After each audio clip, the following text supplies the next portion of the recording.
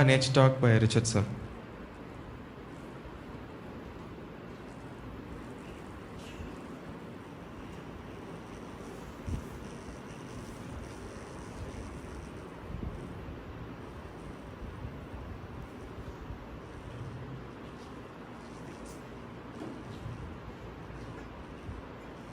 Happy Sabbath once again. So, before I share what I want to share with you, I just would like to share a small incident that happened a couple of years back. So, this was the time when I used to regularly go to office. Now I'm working from home. So, once on a Friday, they used to have these small activities just so that everybody is a little more active in the office and they're not dull.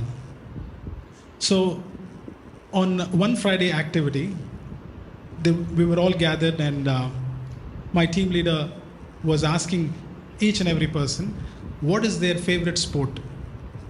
And everybody shared this sport, this one, basketball, cricket and all that. And when it came to me, I wanted to share something different, which is something that most of us have been missing a lot. All right, and it was during that time I was experiencing that a lot, and I thought I'll share with them. So when they asked me, "What is your favorite sport?" I said, "Walking." And my team leader said, "Walking? Walking is not a sport." Then I said, "That depends on how you walk and where you walk." So then I shared my experience with them, and that is what I'd like to share with you. So before I talk about what I experienced, I just want to share what we learned from the Bible, all right? So when we look at the life of Jesus, we understand that he was very poor, which means he did not have any comfortable means to travel, right? Those days, obviously, there were no vehicles, but they had probably camels and horses and so on and so forth, maybe chariots, those kind of things. But I don't think Jesus had any of those things. So which means Jesus traveled wherever he had to go, however far it was, he had to walk. But one thing I noticed when I studied the life of Jesus in the writings of Ellen White is that whenever he traveled, he made sure that he took the route that has a lot of nature. And most of his long travels by walk was mostly along the, can you tell, Anita? Seashore. How many of you like seashore? I'm sure all of us who have been to a seashore will definitely love it. Last Sunday we were there, and as soon as we reached the seashore, I saw one person just walking by the seashore. So the sea water was just, coming to the shore and going back. So he was walking just next to that, not on the water, just next to that.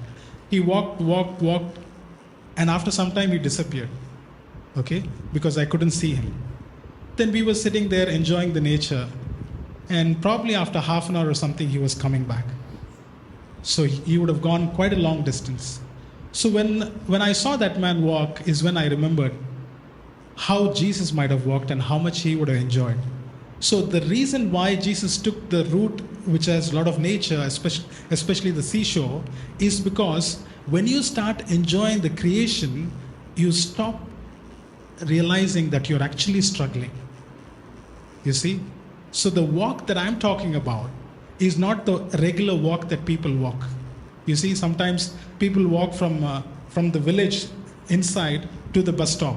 And when you go by bike, they'll be looking for can someone drop me, That is a walk filled with struggle. But the walk that I'm talking about is the walk that you take in the nature. All right? So during the time of Christ, he was blessed to have a lot of nature. And we in this place also have a lot of nature.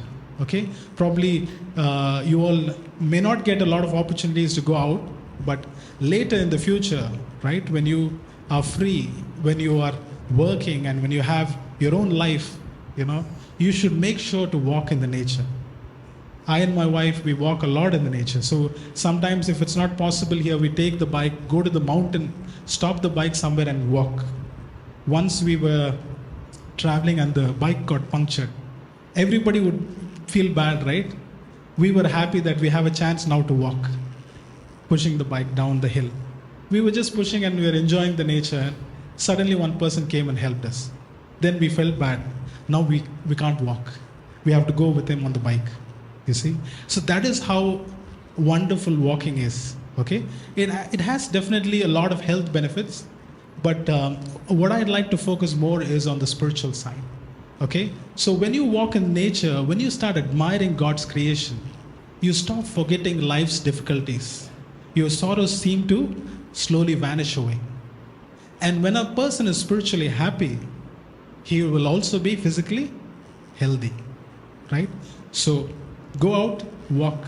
Never be tired of walking. All right? Christ was never tired of walking.